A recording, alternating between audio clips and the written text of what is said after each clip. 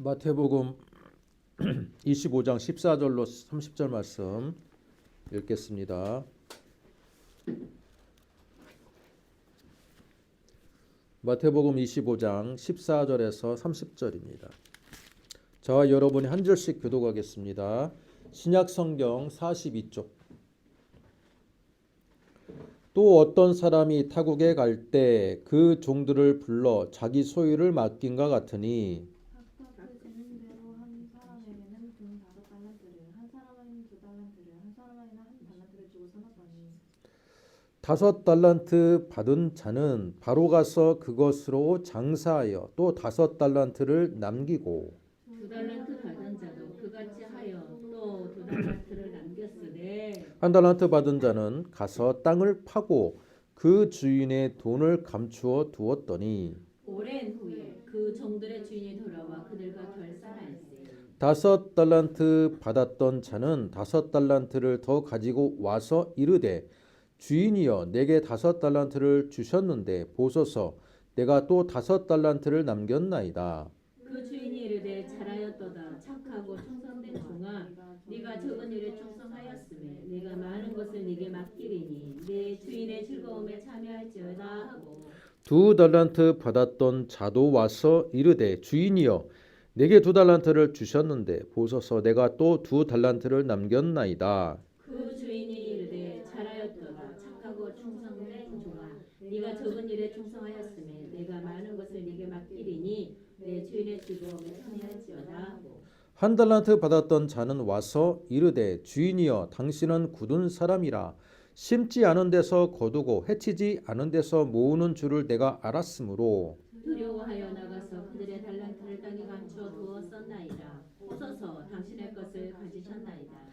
그 주인이 대답하여 이르되 악하고 게으른 종아 나는 심지 않은 데서 거두고 해치지 않은 데서 모으는 줄로 내가 알았느냐. 그러면 네가 마땅히 내 돈을 추리하는 자들에게나 맡겼다가 내가 돌아와서 내 원금과 이자를 받게 하였을 것이니라 하고 그에게서 그 한 달란트를 빼앗아 10달란트 가진 자에게 주라. 바다 풍족하게 되고 없는 자는 그 있는 것까지 빼앗기리라. 같이 읽습니다. 이 무익한 종을 바깥 어두운 데로 내쫓으라. 거기서 슬피 울며 이를 갈리라 하니라. 아멘.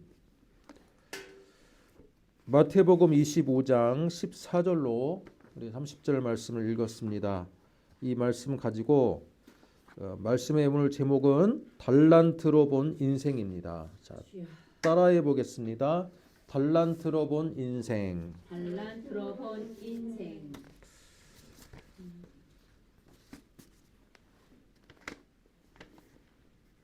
조금 전에 기도하셨던 우리 사모의 말대로 이틀밖에 남지 않았습니다. 오늘까지 합해서는 이제 3일 남은 건데 여러분 2024년도 올 한 해는 여러분 인생 가운데 어떤 한 해로 기억이 될 것 같습니까? 개인적으로 특별한 경조사나 기억남을 그런 메모리들 그런 기억들이 여러분에게는 있습니까? 저는 개인적으로 교회가 우리가 도사리에 있던 교회가 올 여름 전에 후임자가 결정이 되어서 또한 이렇게 새로운 장소에서 예배를 드리게 되었습니다. 제가 몇 주가 지났나 보았더니 벌써 여기서 예배 드린 지가 26주가 됐습니다. 굉장히 좀 오랜 시간이 됐죠. 그게 굉장히 기억에 남고 또 그 와중에 참 어려웠던 교회였던 것 같아요.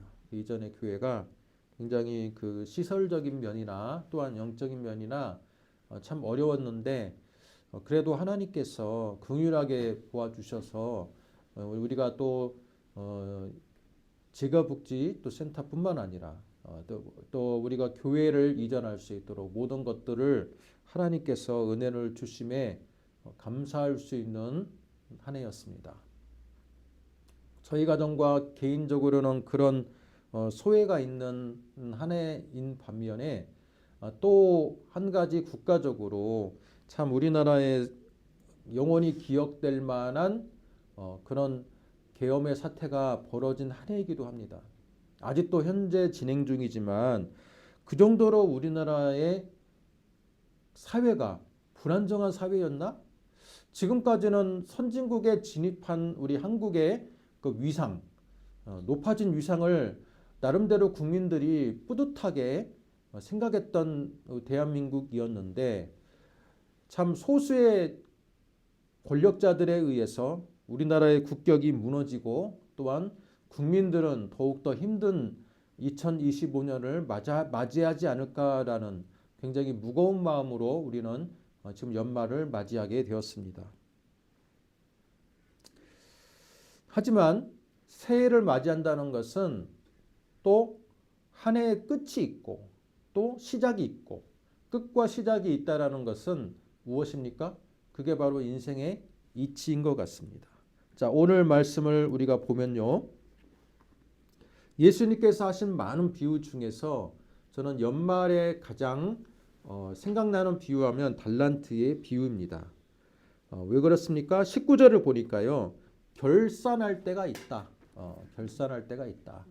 주인이 있고 지금 종이라고 표현됐지만 제가 볼 때는 종이 아니라 청지기에 가까운 위상이에요. 그 당시에 고대 문화로 갈수록 여러분 주인과 종 사이에 중간에 주인의 소유물, 주인의 재산을 관리하던 그 종이지만 신분은 종이지만 주인의 재산을 관리하던 직분이 있어요. 그 직분을 청직이라고 합니다. 우리가 익히 알고 있는 요셉이라는 인물도 어떻습니까? 처음에는 애굽의 종으로 팔렸지만 보디발의 집에서 그가 정직함과 성실함과 근면함을 인정을 받아서 나중에는 어느 위치에 서게 됩니까? 청지기에 서게 되는 거예요.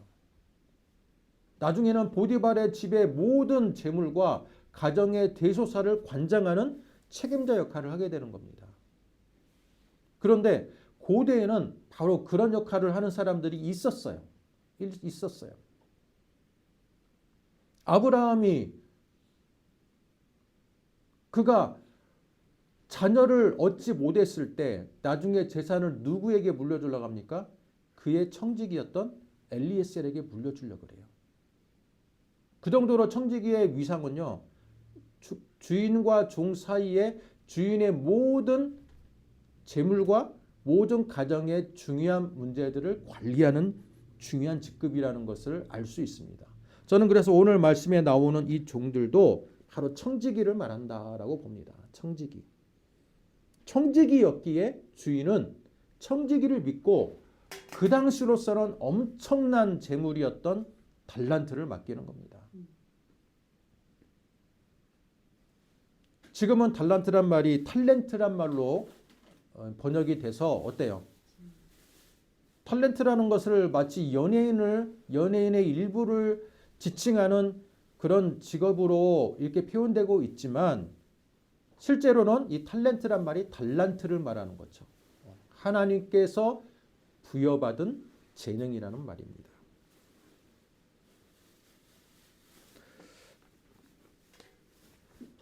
14절을 보면요. 어떤 사람이 지금 세 명의 청지기를 부르는 겁니다. 세 명의 청지기를 부르는데 그 사람이 부르는 이유가 뭐예요? 타국에 간다는 거예요.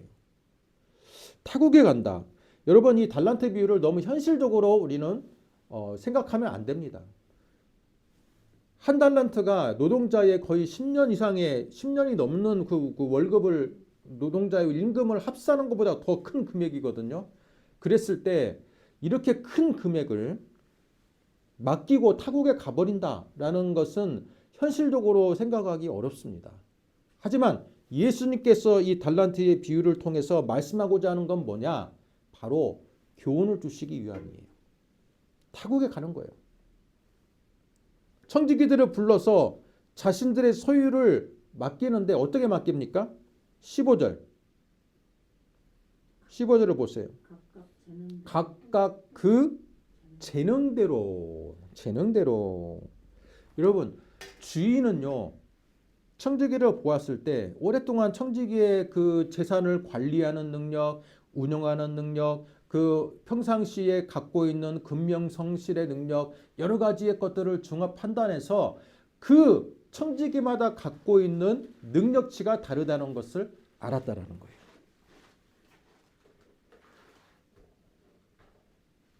그래서 5달란트 받은 자에게도 5달란트를 맡기고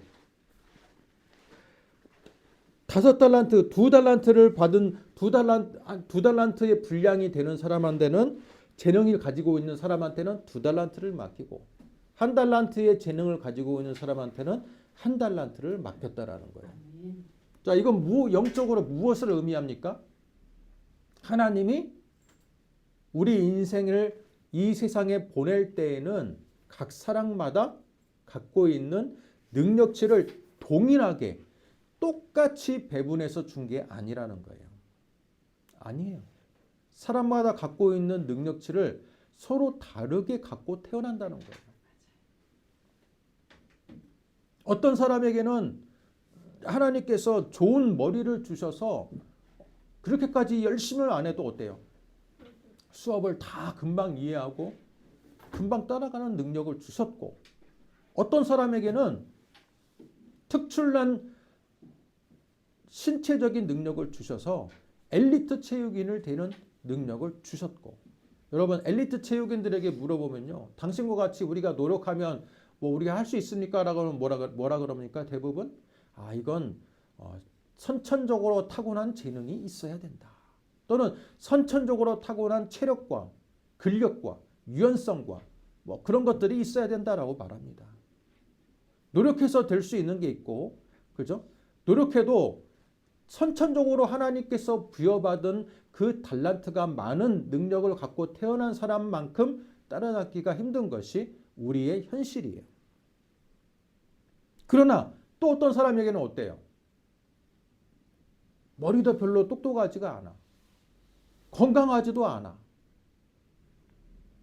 그런 재능을 갖고 태어난 사람도 있어요, 없어요? 있어요. 이처럼 태어나는 순간부터 공평하지가 않아. 근데 그 법칙을 하나님께서 이미 다 선정하시고 계획하신 거라는 거예요. 그러면 이 즈음에 질문이 올 수 있어요. 나는 몇 달란트를 받았나요? 저는 몇 달란트를 받았을까? 여러분, 여기 있는 우리 학생들은 몇 달란트를 받고 태어나신 것 같습니까? 적어도 1달란트 이상은 되지 않을까?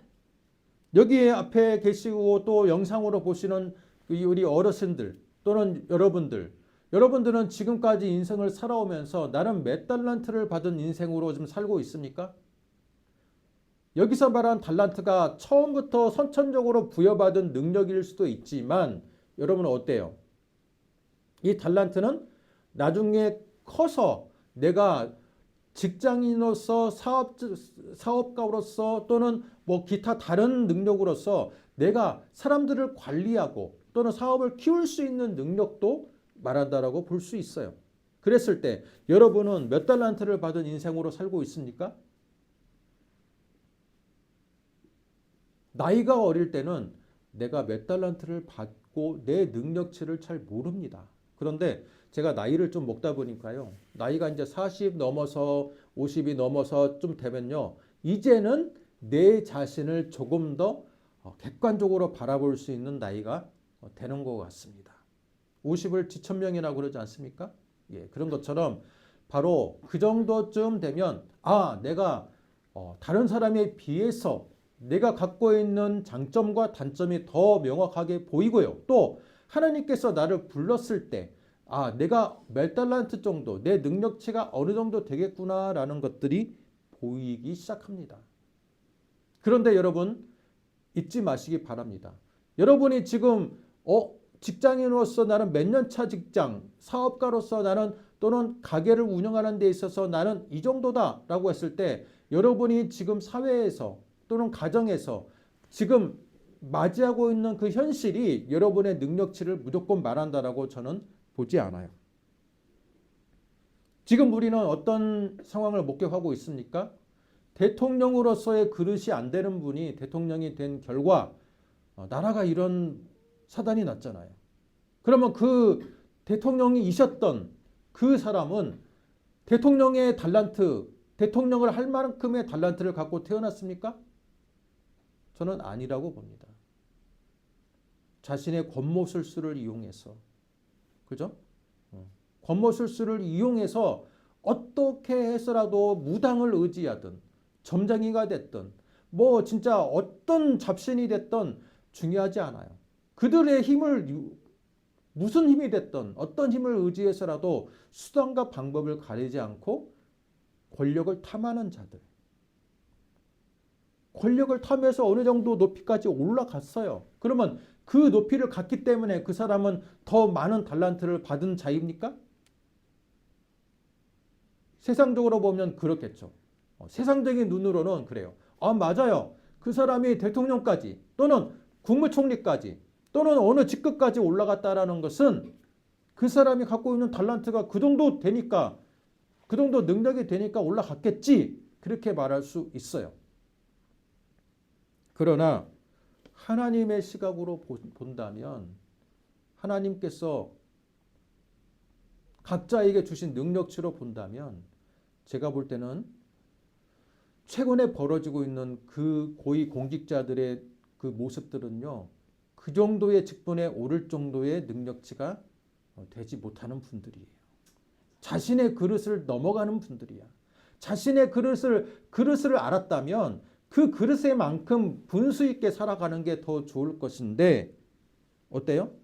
자신이 그릇이 못 미침에도 불구하고 나머지 부분들을 돈이나 또는 뒷배경이나 또는 무당이든 어찌됐든 미신이 됐든 수단과 방법을 가리지 않고 자신의 능력치를 넘어서려고 했기 때문에 지금 이런 사단이 벌어졌다라고 저는 봅니다. 중요한 것은 무엇입니까? 내가 달란트를 더 다른 사람보다 더 많이 받았다고 해서 우쭐할 필요가 없어요. 교만할 필요가 없습니다.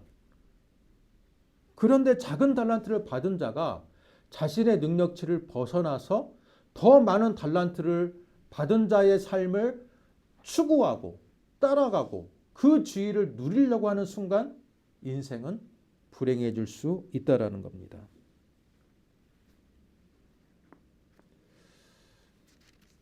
사랑하는 성도 여러분, 오늘 말씀을 보시면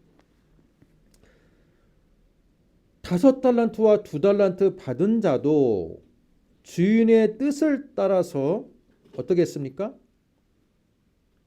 장사를 했어요. 장사를 했어. 그런데 15절 말씀을 보시면 각각 그 재능대로 한 사람에게는 5 또는 한 사람에게는 2달란트, 한 사람에게는 1달란트를 주고 떠났다라고 했어요. 자, 그런데 주인은 특별히 이것을 가지고 어떻게 해라 라고 말씀을 하지 않거든요. 말하지 않아요.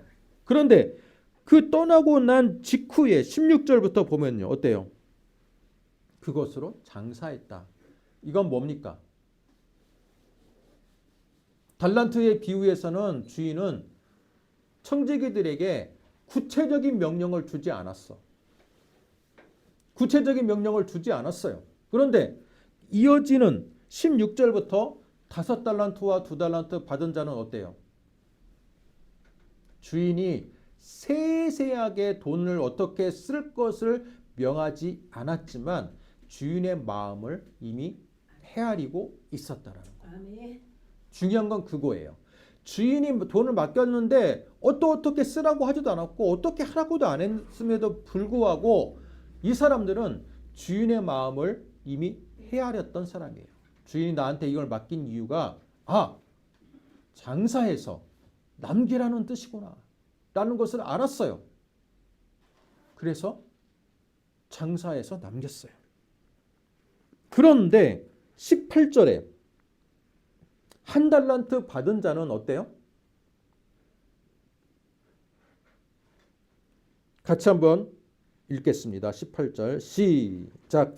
1달란트 받은 자는 가서 땅을 파고 그 주인의 돈을 감추어 두었더니 여러분 5달란트와 2달란트 받은 자는 주인의 구체적인 그런 명령이 없었음에도 불구하고 알아서 남기고 장사해서 남겼는데 1달란트 받은 자는 뭐예요? 땅을 파고 돈을 감추어 두었다. 여러분 지금은 땅을 파고 돈을 감추는 게 굉장히 드문 일이고 불법적으로 여러분 현금을 확보한 자들 있잖아요. 그죠? 뭐 음지에 있는 분들 그 사람들이 불법적으로 온라인 도박이나 그런 것을 해서 불법적으로 현금을 얻으면 그 사람들은 은행에 돈을 맡길 수가 없어요. 그런 사람들이나 몰래 자기 어디 뭐 은밀한 장소에서 그 돈을 현금 뭉치를 이게 땅에 묻지만 그 당시 예수님이 살던 사회는요 굉장히 사회가 불안정한 사회입니다. 전쟁이 끊이지 않고 밀란이 끊이지 않았어요. 때문에 어느 정도의 물질이 있고 돈이 있는 사람들은요 자신들이 언제 어느 때 도둑이 찾아오거나 또는 어떤 화를 당할지 모르기에 일부의 돈만큼은 여러분 땅에 묻는 경우들이 종종 있었다 그래요. 그런데 이 1달란트 받은 이 청지기는 곰곰이 생각해 봤어요. 왜 주인이 나한테 이렇게 큰 돈을 맡기지? 물론 5달란트나 2달란트에 비해서는 자기가 받은 건 적은 돈이지만 그러나 그 당시의 문화에 비추어 볼 때 1달란트 자체도 큰 돈이에요. 그러면서 고민합니다. 주인이 나한테 이렇게 큰 돈을 맡겼는데 내가 어떻게 해야 될까? 근데 이 사람 보니까 굉장히 주인의 마음을 헤아릴 줄을 모르는 사람이야. 아, 주인이 나한테 왜 맡겼지? 그러다가 혹시라도 내가 이 돈을 잃어버릴까 봐 어떻게 합니까? 땅을 파고 돈을 감추어 두었어요. 그리고 나서 19절 오랜 후에 그 종들의 주인이 돌아와서 결산을 한다. 결산을 해요. 그리고 먼저 5달란트 받은 자가 주인을 아련을 합니다. 아, 당신이 맡긴 이 달란트를 가지고 나는 장사를 해서 5달란트를 남겼나이다. 보소서. 그러자 주인이 뭐라고 그럽니까? 21절. 잘하였도다 착하고 충성된 종아, 내가 적은 일에 충성하였음에 내가 많은 것을 내게 맡기리니 내 주인의 즐거움에 참여할지어다. 자, 여기 보니까요. 잘하였도다 착하고 충성된 종아. 이게 주인한테 들을 수 있는 가장 최고의 칭찬이 아닐까요? 주인의 마음을 헤아리는 이 종이 주인의 입장에서는 굉장히 기특한 겁니다. 주인의 마음을 헤아릴 줄 알아. 근데 2달란트 받은 자도 마찬가지예요. 똑같은 말을 해요. 그러자 2달란트를 남겼나이다. 잘하였다 착하고 충성된 종아. 칭찬을 듣습니다. 24절 1달란트 받은 자가 이제 드디어 주인을 만납니다. 와서 이르되 주인이여 당신은 굳은 사람이라 심지 않은 데서 거두고 해치지 않은 데서 모으는 줄을 내가 알았으므로 두려워하여 나가서 당신의 달란트를 땅에 감추어 두었었나이다. 보소서 당신의 것을 가지셨나이다. 땅에 감추어졌다고 정직하게 고백을 합니다. 그러면서 자, 이것을 제가 잘 갖고 있다가 당신께 드리겠습니다. 라고 합니다. 자, 그러자 26절 주인의 반응이 어떻습니까? 그 주인이 대답하여 이르되 악하고 게으른 종아, 나는 심지 않은 데서 거두고 해치지 않은 데서 모으는 줄로 내가 알았느냐.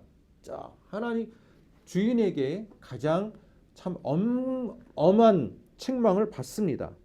악하고 게으른 종아. 여러분, 예수님의 비유나 신약 성경에서 말하는 이 악하고 게으른 종아는요, 달란트 비유뿐만 아니라 다른 비유에서 나와요. 뭐 양과 염소의 비유나 뭐 나옵니다. 근데 이 비유에서 악하고 게으른 종이라고 지칭되는 그런 이 부류들은요, 바로 천국에 들어가지 못하는 자들이에요. 소위 말해서 스올. 음부로 들어가. 예수님의 비유 보면 음부로 들어가서 일을 간다라는 표현이 있잖아요. 음부에 들어가는 자들이란 뜻이에요. 주인의 마음을 전혀 헤아릴지 모르는 자들. 그러면 뭐예요? 신분적으로는 주인과 청지기 관계이나 주인의 마음을 모르는 자. 이건요, 주인의 제대로 된 청지기라고 볼 수가 없다라는 거예요. 그러면 이 사람이 행동이 땅에 묻어두었기 때문에 주인으로부터 이런 책망을 받은 것은 맞지만 근본적인 원인은 뭐냐? 바로 24절에 있어요. 24절과 25절에 있어요. 이 한 달란트 받은 자는요, 주인의 마음을 헤아릴 줄을 몰라요. 그렇게 오랫동안 주인과 함께 주인의 살림살이를 맡으면서 섬겨왔지만 이 사람은 그냥 주인의 마음을 헤아리지 않고 주인이 명하면 그 명령대로만 했던 사람이었던 것 같아요. 주인이 이거 해 그러면 네 라고 하고, 그러니까 시키는 것만 하는 사람, 시키는 것만 했던 사람이어서 주인이 어떤 마음이고 주인이 나에게 어떤 것을 바라는지를 헤아릴 줄을 몰랐던 사람이었던 것 같습니다. 그러면서 24절의 중반을 보니까 뭐라고 말합니까? 주인을 이렇게 표현합니다. 당신은 굳은 사람이다. 굳은 사람. 이걸 좀 다르게 말하면 엄격한 사람이다. 엄격한 사람이다. 그러면서 그 한 달란트 받은 사람이 주인에 대한 기본적인, 주인을 대했을 때 그가 제일 먼저 느끼는 감정을 표현합니다. 어떤 감정입니까? 25절. 두려워했다. 그러니까 한 달란트 받은 자는요, 서로 주인과 맞이하게 되면요, 그 사람이 가장 주인한테 느끼는 감정은요, 경외심이나 존경심이나 뭐 여러 가지의 그런 감정이 아니라 제일 먼저 가장 크게 느끼는 감정은 뭡니까? 두려움이에요. 두려움. 근데 두려움을 느끼는 원인이 뭐냐? 주인을 어떤 사람으로 알고 있어요? 굳은 사람으로 알고 있어요. 굳은 사람. 엄격하고 까다로운 사람. 자신의 실수를 조금도 용납하지 않는 사람이란 뜻이에요. 엄격하고 까다롭다는 건 뭐예요? 자신의 실수를 조금이나마 용납하지 않은 사람으로 주인을 알고 있다는 거예요. 그래서 주인을 맞이하면요, 두려워. 이렇게 큰 돈을 나한테 맡겼는데 내가 혹시라도 주인이 맡긴 돈을 조금이나마 까먹을까 봐 두려워. 그런 감정이 있는 거예요. 내가 혹시라도 장사했다가, 여러분 장사가 항상 이익을 남깁니까? 그렇지 않아요. 장사하다가 여러분 망할 수도 있잖아요. 그러니까 이 사람은 지금 그런 거야. 내가 지금 장사하다가 저거 5달란트 받은 자와 2달란트 받은 자처럼 장사하다가 망하면 장사했다가 운이 나빠서 또는 내 능력이 안 돼서 주인의 재물을 관리하지 못하면 어떻게 하지? 그런 마음이 있어요. 그러자 두려움이 임하는 거예요. 그 사람이 돈을 맡았을 때 느끼는 감정은요, 두려움이야. 이거를 내가 간수를 잘 못하면 어떡하지? 왜? 우리 주인은, 내 주인은 엄격하고 까다롭고 무서운 사람인 거예요. 한 달란트 받은 자의 마음이 느껴집니까? 느껴집니까? 안 느껴집니까? 우리는요, 이 달란트 비유를 할 때 너무 결과를 알고 있잖아. 그렇죠? 결과를 알고 있으니까 한 달란트 받은 자가 참 무능하고 참 이게 못된 놈이다라고 생각하지만 실제로 돈을 내가 청지기로서 주인의 돈을, 큰 돈을 맡게 되었을 때 느끼는 감정은요, 충분히 공감할 수 있어요. 한 달란트 받은 자도 무서웠을 거야. 이거 혹시라도 까먹으면 어떡하지? 왜? 우리 주인은 이게 온유한 사람이 아니라 굳은 사람이야. 까다로운 사람이야. 엄격한 사람이야. 그러니 내가 이 달란트를 갖고 있다가 까먹었으면 나중에 엄청난 책망을 받을 건데 라는 두려움 때문에 적어도 까먹지는 말자. 왜? 내가 능력이 안 되니까. 5달란트나 2달란트 받은 사람에 비해서 내가 능력이 부족해. 그러니까 이거라도 나는 까먹지 말자라고 해서 땅에다가 묻어놨다는 거예요. 그렇다면 주인이 와가지고 이 사람의 마음을 조금이나마 헤아렸다면 어떻게 해요? 네가 좀 겁이 많구나. 응? 네가 두려움이 많구나. 라고 하면서 이해를 하면 좋은데 주인의 반응이 어때요? 악하고 게으른 종아. 주인이 화를 내는 이유가 뭡니까? 단지 땅에다가 묻어뒀기 때문에 화를 낸 건 아니라고 생각해요. 주인이 이 사람에게 화를 내는 이유는 나는 심지 않은 데서 거두고 해치지 않은 데서 모으는 줄로 네가 알았느냐? 네가 나를 잘못 알았다라는 게 주인이 이 한 달란트 받은 사람에 대해서 화를 내는 근본적인 이유예요. 네가 나를 굳은 사람으로 알았어? 나 굳은 사람이 아니야. 지금 그렇게 말하고 있는 거예요. 주인은. 여러분 5달란트 받은 자와 2달란트 받은 자가 이 1달란트 받은 자와의 차이가 뭐예요?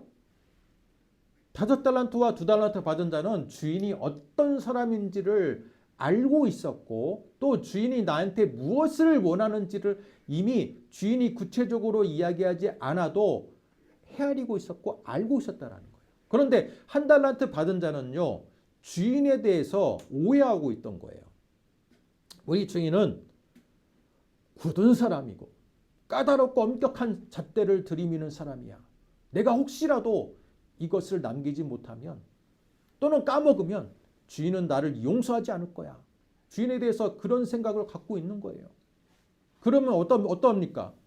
그래서 땅에다가 돈을 묻어두는 그런 행동을 하게 된 겁니다.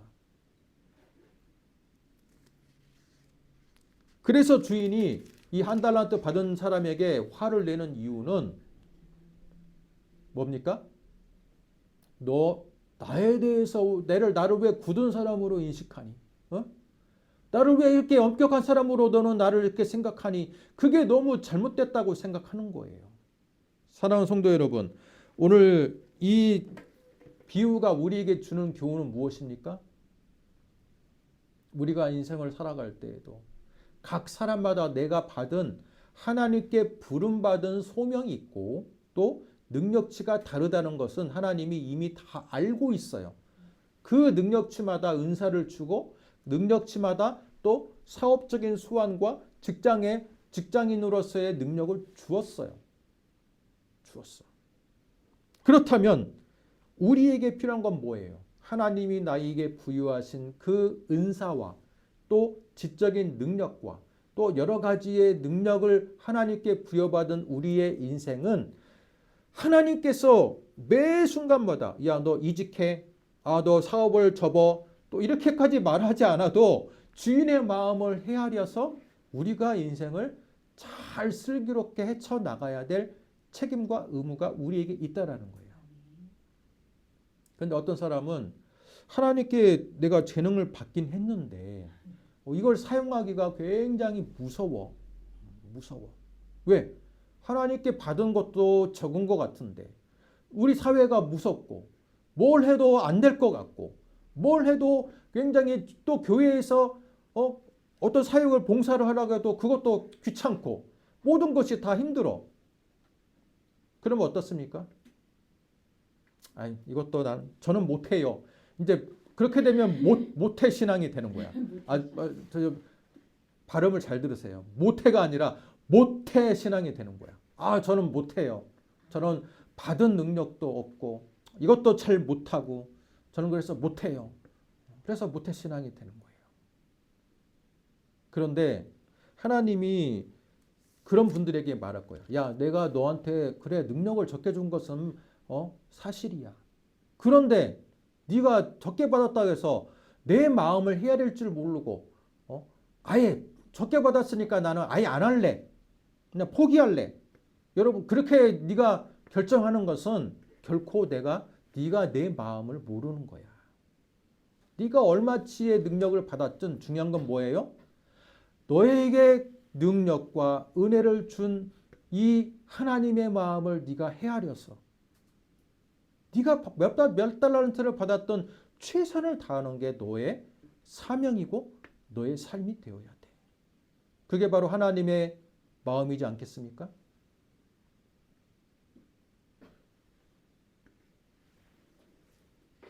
그런데 하나님께 받은 그 마음을, 하나님께 부여받은 그 달란트를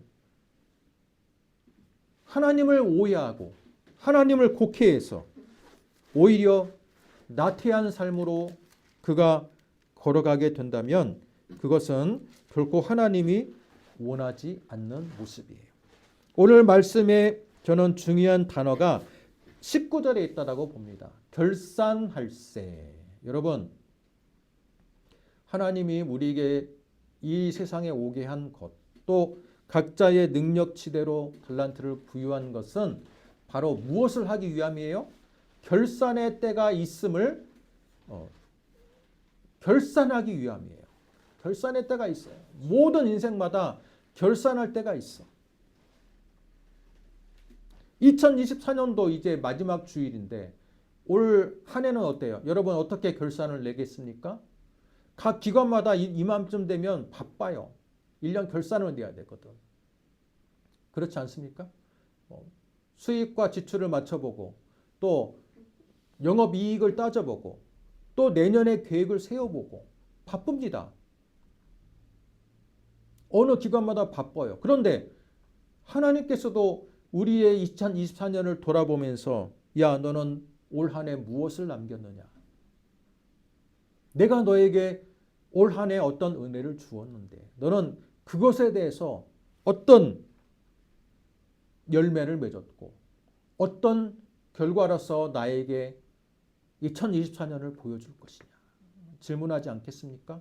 더 나아가서 여러분의 인생 가운데 너는 결산할 때가 분명히 이르는데 이 결산할 때 너는 내가 너에게 부여해준 그 달란트와 은사를 가지고 능력을 가지고 너는 무엇을 남겼느냐 질문하지 않겠습니까? 오늘 달란트 비유는요. 5달란트 받은 자가 무조건 당연히 5달란트 받은 것처럼 보이지만 어때요? 분명한 예외가 있어요. 5달란트 여러분 5달란트 받아가지고 장사를 했는데 꼭 5달란트를 남길 수가 있습니까? 그렇지 않아요. 요즘 자영업자들 보면요. 매출액의 20%만 남아도 되게 잘한 거라 그래요. 매출액의 20%만. 그러면 만약에 그것을 대입해서 오늘 말씀으로 보면요. 5달란트 받은 자가 장사해서 20%의 영업이익, 1달란트를 남겼다 해요. 그러면 그걸 가지고 주인한테 제가 주인이 없는 동안에 5달란트를 가지고 1달란트를 남겼나이다. 그러면 주인이 뭐라 할까요? 왜 이익이 적으냐라고 할까요? 그렇지 않았을 거예요. 내가 준 달란트를 가지고 내 마음을 헤아려서 장사를 해서 이만큼 남겼다면 너는 정말 잘했다. 착하고 충성된 종아. 그렇게 이야기했을 거예요. 2달란트 받은 자도 열심을 했으나 별로 수익이 이 정도입니다 라고 했더라도 너는 내 마음을 헤아려서 장사를 했고 또 그것을 가지고 네가 이만큼 남겼으니 너는 최선을 다한 거니 잘하였도다. 착하고 충성된 종아라고 이야기했을 거예요. 그런데 이 1달란트 받은 자는 아예 시도도 하지 않아요. 왜? 주인이 까다롭고 엄격하고 예민한 사람이라고 이미 생각하고 있는 거야. 주인을 그냥 무서워해. 혹시 우리가 그런 인생을 살고 있지 않은지. 하나님께 부여받은 것에 비해 내 능력을 너무 과소평가하고 또 사용하려고도 안 해. 사용하려고도 안 해. 그냥 흘러가는 대로 살아가지 뭐. 교회에서도 믿음의 발전을 조금 더 성역 공부를 합시다. 또 올해는 좀 무엇 좀 해주세요. 그러면 안 해요. 저는 능력치가 없어요. 못해요. 여러분 그렇게 해가지고 인생이 발전할 수 있을까요? 그런다고 해서 제가 오늘 설교 끝나고 전화 돌려가지고 내년에는 뭐 맡겨주세요. 그렇게 할 거라고 예상할 필요는 없습니다. 저는 뭐 그렇게 맡기진 않을 거예요. 그러나 여러분의 마음가짐을 묻는 겁니다. 여러분의 마음가짐. 그냥 아무것도 안 하는 게 최고야. 교회에서도 마찬가지고 그냥 아무것도 안 맞는 게 최고야. 여러분 이상한 그런 그 마인드가 지금 우리 한국교회 이 성도들 마음속에 많이 자리 잡았어. 옛날에는 성가대가 됐든 교회학교 교사가 됐든 또는 뭐 각 구역의 구역장이 됐든 그 맡은 것에 대해서 맡겨지면 책임을 다하려는 그런 마음들이 있었는데 지금은요. 아무것도 안 맡은 게 장땡이다. 아무것도 안 하는 게 그냥 교회만 좀 출석하고 아무것도 안 맡는 게 가장 좋은 거야. 그런 인식이 있어요. 근데 그런 인식을 자세히 보면요. 뭡니까? 그런 인식을 왜 하냐라고 물어보면요. 어떤 사람은 그렇게 이야기해. 이거 뭐 교회 열심히 일해봤자 목사님만 도와주는 거지 뭐. 목사님 교회 그냥 목사님만 사립비만 늘어나고 목사님만 도와주는 거지 뭐. 장로님만 도와주는 거지 뭐.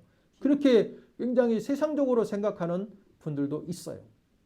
또 이거 열심히 해봤자 또 내 몸만 피곤하고 내일도 바쁘고 그렇게 생각하는 분들도 있어요.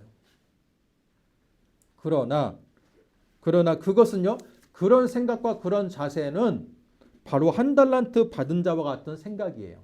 내 주인은 굳은 사람이야. 내 하나님은 나에게 왜 이런 걸 맡겼지? 왜 하나님은 나에게 그냥 하나님하고 더 가까워지고 싶지 않아. 적당한 거리두기 하고 싶은 그런 마음들이 있는 거예요. 그건 바로 한 달란트 받은 사람들의 마음하고 별 차이가 없어요. 하나님이 여러분에게 교회를 섬길 수 있도록 또는 세상에서 직장과 사업장을 이룰 수 있도록 은혜를 주셨다면 그것에 대한 책임감을 갖고 무엇이든 열심을 다하려는 자세. 주인의 마음이 주인이 매 순간마다 뭐 좌측으로 가라 우측으로 가라 이렇게 명하지 않아도 주인의 마음을 헤아려서 내 인생에 있어서 중요한 것들을 결정할 때 주인의 마음을 헤아려서 우리가 책임 있는 자세로 결정하고 살아가는 그게 바로 하나님이 여러분에게 원하는 자세인 줄로 믿습니다. 아멘.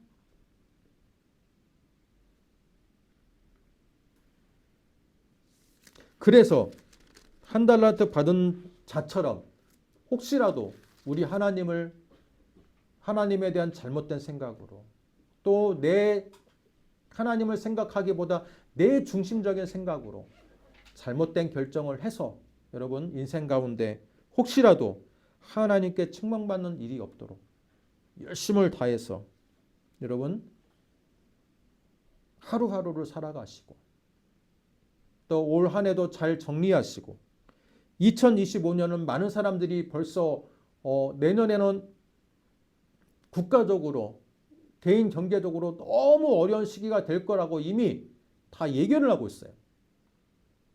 제가 봐도 쉽지 않은 시대가 될 것 같아.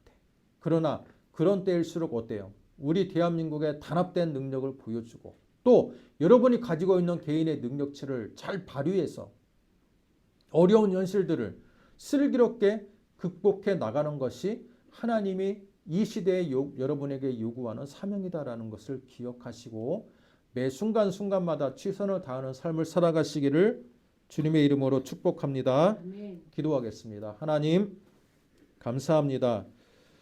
달란트의 비유를 통해서 우리가 하나님께 부여받은 인생 가운데 우리가 얼마나 하나님을 기쁘게 하시는데 최선을 다했는지 또 얼마나 우리가 하나님을 의식하고 우리가 살아가고 있는지 하나님을 혹시라도 곡해해서 잘못 이해해서 매 순간을 하나님을 기쁘시게 하는 삶을 살지 못하고 잘못된 판단을 하며 살고 있지는 않았는지 오늘 말씀을 통해 우리가 살펴보게 하시니 감사합니다. 바라옵기는 더욱더 우리가 깨어있는 삶을 살게 하시고 어려운 시대일지라도 이럴 때일수록 더욱더 하나님께 가까이 가서 하나님의 마음을 헤아려서 하나님의 뜻대로 우리가 일상 가운데 대한민국의 국민의 한 사람으로서 현명하게 선택하며 살아갈 수 있는 우리네 인생이 될 수 있도록 은혜 베풀어 주시옵소서. 아멘. 예수님의 이름으로 기도드립니다. 아멘.